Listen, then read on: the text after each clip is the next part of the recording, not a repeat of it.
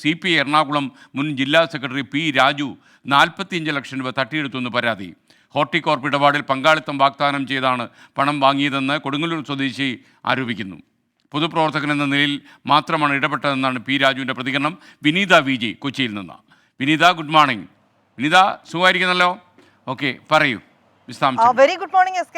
തീർച്ചയായും സുഖായിരിക്കുന്നു SK. നമുക്ക് ആ വാർത്തയിലേക്ക് വരികയാണെങ്കിൽ എറണാകുളം ജില്ലയുടെ CPIയുടെ മുൻ ജില്ലാ സെക്രട്ടറിയാണ് പി രാജു. പി രാജുവിനെതിരെയാണ് ഇപ്പോൾ പാലാരിവട്ടം പോലീസ് സ്റ്റേഷനിൽ പരാതി നൽകിയിരിക്കുന്നത്.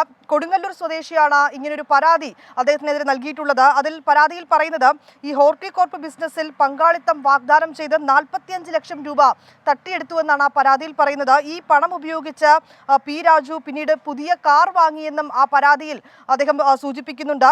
ഡ്രൈവർ ധനീഷ്, വിദുൽ ശങ്കർ, സിവി സായി എന്നിവർക്കും തട്ടിപ്പിൽ പങ്കുണ്ട് എന്നാണ് ആരോപണമുള്ളത്. എന്നാൽ പൊതുപ്രവർത്തനം എന്ന നിലയിൽ മാത്രമാണ് ഇതിലൊരു ഇടപെടൽ നടത്തിയിരിക്കുന്നത് എന്നാണ് പി രാജുവിൻ്റെ ഒരു പ്രതികരണം കൂടി വന്നിരിക്കുന്നത്. ഈ പരാതി ലഭിച്ചിട്ടുണ്ട് എന്നും അതിൽ കൃത്യമായി ആ പരാതി പരിശോധിച്ചതിന് ശേഷം മാത്രമായിരിക്കും തുടർ നടപടികളുമായി മുന്നോട്ട് പോവുക എന്നുമാണ് ഇപ്പോൾ പാലാരിവട്ടം പോലീസും അറിയിച്ചിരിക്കുന്നത്. SK. Okay, thank you Vineetha VG.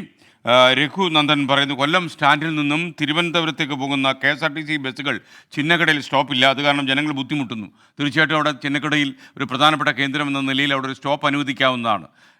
KSRTC മന്ത്രി ശ്രദ്ധിക്കട്ടെ എന്നാണ് നമുക്ക് പറയാനുള്ളത്.